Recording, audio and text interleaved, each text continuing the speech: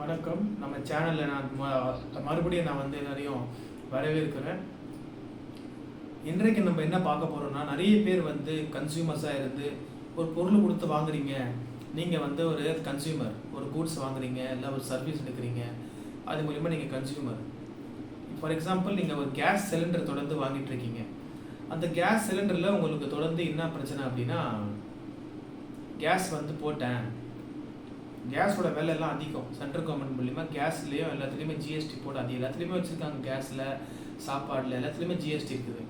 So இப்போ பார்த்தீங்கன்னா ஒரு மாதம் கூட கேஸ் ஓடலை, 20 நாள் தான் கேஸ் அது ரன் ஆகுது, 25 டேஸ் தான் ரன் ஆகுது, 15 டேஸ் தான் ரன் ஆகுது, அதிகமாக நான் யூஸ் பண்ணல. ஸோ நான் என்ன பண்ணலாம், நான் ஒரு கன்சியூமர், நான் எங்கே அப்ரோச் பண்ணலாம், என்ன பண்ணலான்னு பார்த்தீங்கன்னா, இல்லை அதை டேம்பர் பண்ணுறாங்களா.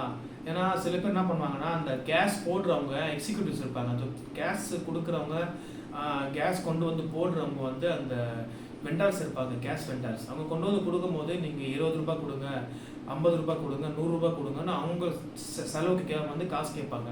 அது கொடுக்காத பட்சத்தில் அவங்க கூட ஏதாவது பிரச்சனை பண்ணுறாங்களா, கேஸை டேம்பர் பண்ணுறாங்களான்னு சொல்லி அதாவது பொதுமக்களுக்கு ஒரு சந்தேகம் இருக்குமானால் கண்டிப்பாக அதுக்கு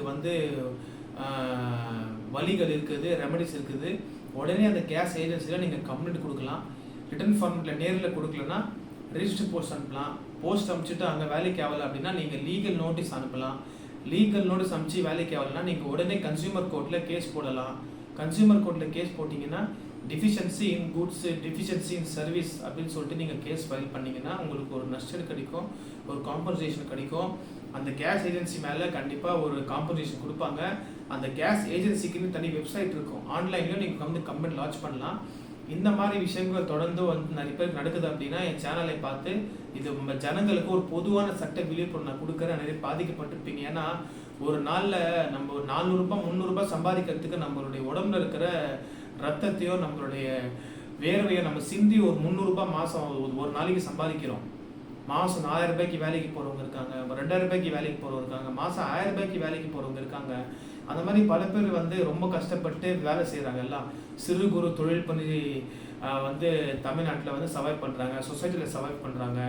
ஒரு சின்ன ஸ்மால் ஸ்கேல் இண்டஸ்ட்ரி சொல்லுவாங்க, small scale business, small scale industry, அந்த மாதிரி எஸ்எஸ்ஐ பிஸ்னஸ் வச்சு நிறைய பேர் சம்பாதிக்கிறாங்க. நிறைய பேர் சிறு குறு தொழில் பண்ணுறாங்க. ஒரு நாட்டார் கடை வச்சுக்கிட்டு, ஒரு தள்ளுவண்டி கடை வச்சுட்டு நிறைய பேர் கஷ்டப்பட்டு தான் சம்பாதிக்கிறாங்க. ஸோ யாருமே கட்டாயப்படுத்தக்கூடாது. டிப்ஸு கொடுக்குறதுங்கிறது நம்மளுடைய விருப்பம்.